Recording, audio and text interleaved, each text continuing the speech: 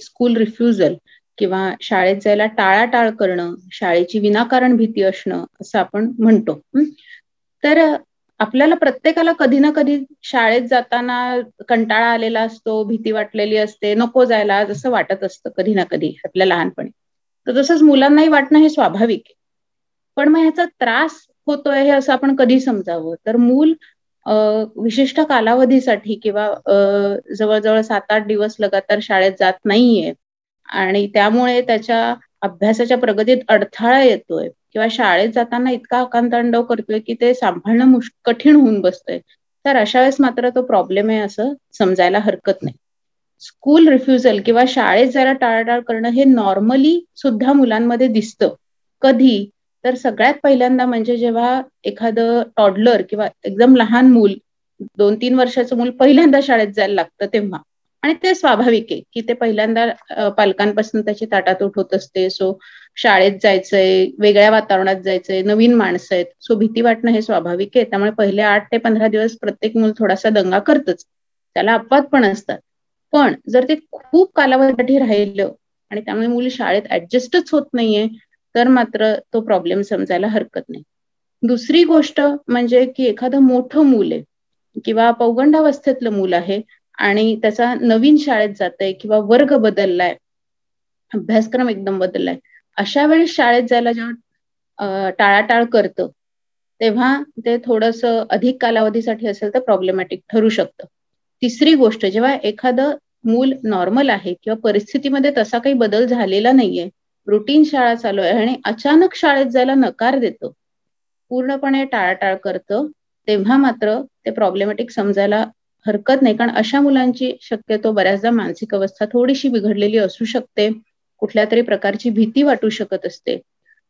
So शाळेत जायला टाळाटाळ करणं ही बऱ्याचदा अ, मानसशास्त्रीय दृष्ट्या थोडीशी इमर्जन्सी सिच्युएशन समजतात. कारण जेवढा काळ मूल शाळेपासून दूर राहील किंवा शाळेत लवकर जाणार नाही, तेवढा काळ तो त्यांचा असा हा चुकीचा वागणुकीचा पॅटर्न सेट होतो आणि त्यामुळे शाळेत परत जायला जेव्हा आम्ही उपचार सुरू करतो, त्याला ते दाद द्यायला कठीण होऊन बसतं. त्यामुळे जेव्हा शाळेत जायला ही मुलं टाळाटाळ करतात, तेव्हा जेवढ्या लवकर उपचार चालू होतील किंवा जेव्हा लवकर आपण जेवढं त्याच्याकडे लक्ष देऊ, तेवढं ते फार महत्वाचं आहे.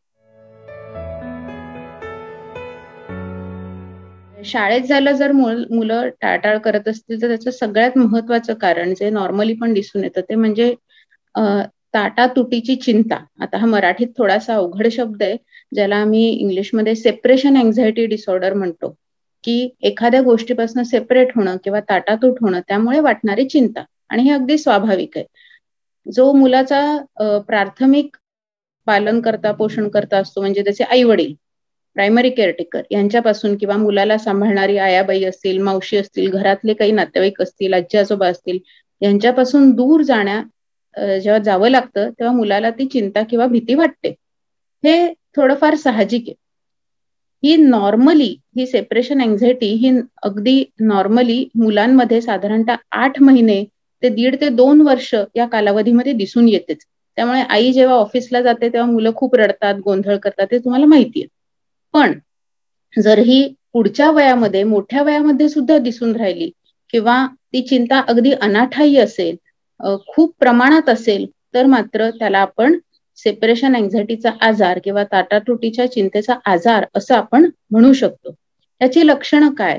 तर सर्वप्रथम मूल हे आई-वडिलांपासून लांब जाणारे किंवा ताटातूट होणारे असं जरी त्याच्या विचारात आलं, दर्शनी त्याला समजलं किंवा ॲक्चुअली अनुभवावं लागलं, तर तो प्रचंड प्रमाणात अस्वस्थ होतो. खूप चिंता त्याला वाटते, खूप रडतो, अगदी आकांतांडव करतो किंवा सोडायला अजिबातच तयार होत नाही. दुसरी गोष्ट अशी दिसून येते, की त्यांची झोप डिस्टर्ब होते. झोपेत त्यांना अशी काही स्वप्न पडतात, झोपेत घाबरून उठतात किंवा झोपेत आपली ताटातूट होईल की काय अशी त्यांना एक भीती सतावत असते. तिसरी गोष्ट त्यांच्या विचारांमध्ये काय असतं, तर आपण आपल्या प्रिय माणसांपासनं किंवा आई-वडिलांपासनं लांब गेलो, तर त्या माणसांना काहीतरी इजा पोहोचेल, त्या माणसांवर काहीतरी संकट येईल आणि आपली कायमची ताटातूट होईल की काय, अशी भीती मनात घर करून बसते. अजून एक गोष्ट होते, की जेव्हा ही ताटातूट होईल, तेव्हा आपण परत एकमेकांना भेटणार नाही किंवा असं काहीतरी घडेल की उदाहरणार्थ माझं अपहरणच होईल, किंवा उदाहरणार्थ अशी काहीतरी नैसर्गिक आपत्ती येईल की आमची कायमची ताटातूट राहील, अशी त्यांना चुकीची भीती खूप सतावत असते. किंवा ही मुलं पालकांना सोडून झोपत नाहीत, एकटं राहत नाहीत, असा त्रास जेव्हा व्हायला लागतो आणि यामुळे शाळेत जायला ती नुसती टाळाटाळ करत नाही, तर ते बऱ्याच गोष्टींपासून ती तुटतात. त्यांचं इतर मुलांमध्ये मिक्स होणं कमी होतं. त्यामुळे आई वडिलांना कुठे बाहेर जाता येत नाही, किंवा बऱ्याचदा जेव्हा अशी वेळ येते किंवा आता जायचंय बाबा शाळेत, तर तेव्हा ही मुलं इतर शारीरिक त्रास दाखवतात, जसं पोटात दुखतंय, डोकं दुखतंय, चक्कर येते, उलटी येते, मळमळतंय, त्यामुळे आज जात नाही शाळेत. त्यामुळे थोडे दिवस पालकांनाही वाटतं की याला काहीतरी शारीरिक त्रास होतोय, पण तो बऱ्याचदा फक्त ती चिंता असते आणि त्यामुळे मुलांना खूप त्रास होतो. सो हे झालं सेपरेशन अँक्झायटी. दुसरं एक महत्वाचं कारण म्हणजे स्कूल फोबिया, की विशिष्ट पद्धतीची चिंता जी अनाकलनीय आहे किंवा अनाठायी आहे, गरज नसणारी चिंता, शाळेच्या विषयीची भीती, फोबिया ज्याला आपण म्हणतो. म्हणजे जो पहिला भाग आपण सेपरेशन अँक्झायटी बघितला, हा मुलांची अवास्तव चिंता होती, मुलांमध्ये आई वडिलांना सोडून जायची. ही जी चिंता असते दुसरी स्कूल फोबियाची किंवा ही जी भीती असते, ती पर्टिक्युलरली शाळेविषयी असते. मूल अदरवाईज आई वडिलांना सोडून बाहेर राहतं, इतर ठिकाणी जातं, खेळायला जातं, पण शाळा म्हणलं की ठाम नकार असतो. जर हे अधिक काळ राहत असेल आणि त्यामुळे शाळेत अजिबात मूल जात नसेल, तर ह्याच्या कारणांमध्ये डोकावणं मात्र खूप गरजेचं आहे. एकतर मुलाला काहीतरी त्रास होतोय मानसिकरित्या, शारीरिकरित्या, किंवा स्पेसिफिकली शाळेत घडून गेलेली एखादी घटना असेल की ज्यामुळे मुलाला त्रास होतोय, किंवा शाळेत घडलेली एखादी नॉर्मल पण घटना असेल, एखादं छोटंसं पण भांडण असेल किंवा शिक्षकांनी ओरडलेलं असेल ज्याला मूल दुसऱ्या दृष्टीने बघतंय, असंही कारण याला असू शकतं. So school phobia. तिसरी महत्वाची गोष्ट लक्षात घेणं म्हणजे जे मूल अदरवाईज नॉर्मल आहे, खेळतंय, झोपतंय, पण अचानक त्याच्या वागणुकीत बदल घडून आलेला आहे. अचानक आई वडिलांना जाणवते की त्याची झोप, भूक या बेसिक गोष्टींमध्ये बदल झालाय, ते इतरांमध्ये मिक्सअप होत नाहीये. मुलांना खूप आवडतं अभ्यासापेक्षा ते म्हणजे खेळणं. अभ्यास करणंही कमी झालं आणि आता खेळणं पण कमी झालंय, मित्रांमध्येही जात नाहीये, खूप उगाचच रडतंय, हट्टीपणा करतंय, चिडतंय. असं जर असेल तर याचा अर्थ मुलाला काहीतरी मानसिक त्रास थोडासा होत आहे आणि त्यामुळे शाळेत तर ते जातच नाहीये, पण त्याच्याबरोबर इतर पण लक्षणं दिसतात. सो ही 3 मुख्य कारणं आहेत की ज्यामुळे मुलं शाळेत जायला टाळाटाळ करू शकतात. सगळ्यात पहिल्यांदा मला असं सांगायला आवडेल की मुलाला मुलाला या बाबतीत त्याच्याशी योग्य तो संवाद साधणं, त्याच्या वयानुरूप त्याच्याशी बोलणं हे फार महत्वाचं आहे. की ते खूपच लहान मूल असेल तर त्याला समजावणं की बाबा त्याची भावना आधी ऍक्सेप्ट करणं, की नाही बाबा मला कळू शकतं, समजू शकतं, तुला भीती वाटतेय, तुला चिंता वाटते, मग तुला नक्की काय वाटतंय हे जाणून घेणं, किंवा एखाद्या कधी कधी रोल प्ले मधनं किंवा खेळाखेळातनं जाणून घेणं. म्हणजे समज आपण घर घर खेळतोय, शाळा शाळा खेळतोय, भाऊली आहे तुझ्या बरोबर आणि ती शाळेत जायला नाही म्हणते, मग का ग नाही म्हणत असेल, असं या पद्धतीने त्यांच्याशी संवाद साधून ते काढून घेणं खेळाच्या रूपातनं, हे फार महत्वाचं ठरतं. बऱ्याचदा छान छोट्या मुलांची पुस्तकं असतात किंवा व्हिडिओज असतात की ज्याच्यामध्ये शाळेत जाणाऱ्या एखाद्या मुलाला त्रास होतोय असं दाखवलेलं असतं आणि नंतर तो शाळेत जायला लागतो. सो पॉझिटिव्ह आउटकम असतो त्यातनं. ही अशी पुस्तकं दाखवणं, गोष्टी दाखवणं, गाणी म्हणणं त्यांच्याबरोबर, तर त्यातनं आपल्याला कळेल की मूल नक्की शाळेत जायला का नकार देते. आणि समजा मी आधी सांगितलेल्याप्रमाणे इतर लक्षणं असतील, तर बाबा हो बाबा माझ्या मुलाला विनाकारण चिंता आहे, हे पालकांनी थोडंसं ऍक्सेप्ट करणं.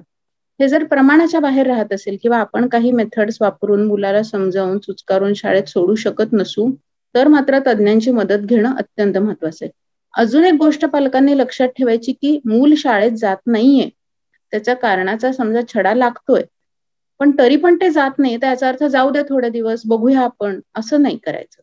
त्यांना मात्र लगेचच ताबडतोब काहीही करून शाळेत जायची सवय लावणं हे फार महत्वाचं आहे.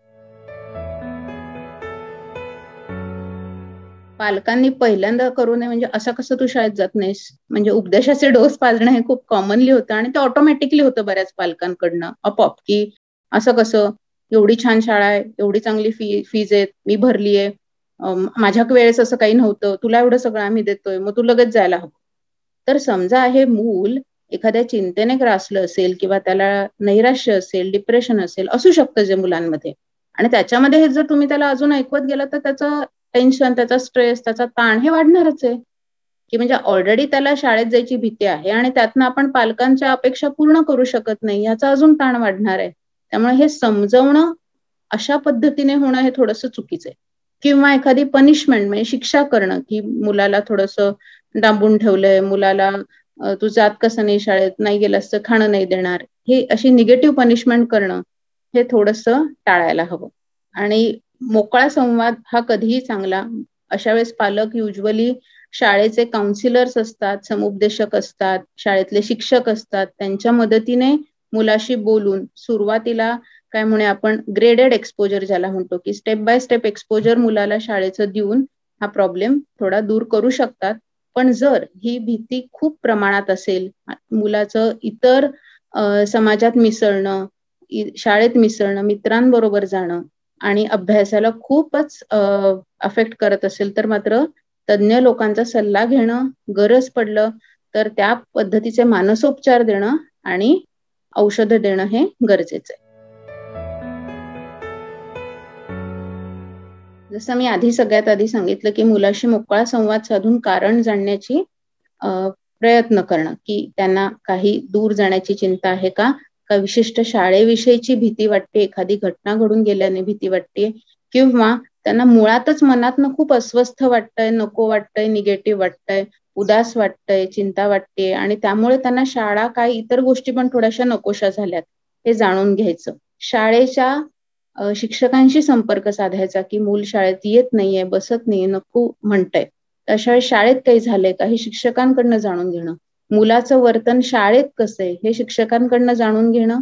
समुपदेशकात जर असतील शाळेत त्यांची मदत घेणं आणि मुलाला थोडेसे पालकांनी वेळ देऊन शाळेत सोडणं हे महत्वाचं आहे.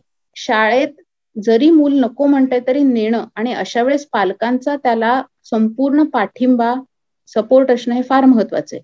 कारण मुलाला कशा तरी विशिष्ट गोष्टीची भीती वाटते. जर त्याचा पालक त्याच्या बरोबर असेल तर ती भीती नक्कीच कमी होणार आहे. तिसरी गोष्ट एक प्रकारची मानसोपचार पद्धती असते, की ज्याला आपण वर्तन दोष निवारण्यासाठीची पद्धती आपण म्हणतो किंवा बिहेव्हिअरल टेक्निक म्हणतो, की ज्याच्यामध्ये आपण हळूहळू आता एखाद्या गोष्टीची त्याला अवास्तव भीती आहे, फोबिया आहे.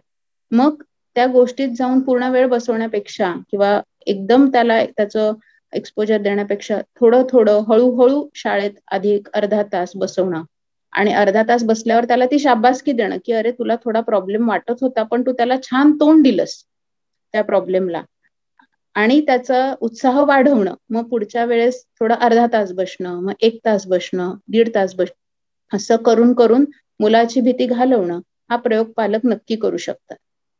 पण जर हे सगळं करूनही मुलाचा खूप नकार असेल शाळेत जायला किंवा खूप निगेटिव्हिटी असेल, चिंता खूपच प्रमाणात असेल, झोपेत वर परिणाम असेल, भुकेवर परिणाम असेल, खूप चिडचिड ते झालं असेल आणि त्याला या सगळ्यातनं खूप त्रास होत असेल, तर मात्र तज्ञांचा सल्ला घेणं, गरज पडेल तसे मानसोपचार पद्धतीत बदल करणं आणि कधी-कधी औषधांचे उपचार घेणं हे पण सहाय्यक ठरू शकेल. याच्यावर उत्तम औषधं उपलब्ध आहेत. मुलांना याची अजिबात सवय लागत नाही. पण मुलं या फेजमधनं लवकर बाहेर येतात आणि लवकर नॉर्मली समाजामध्ये, शाळेमध्ये, मित्रांमध्ये मिसळायला सुरुवात करतात.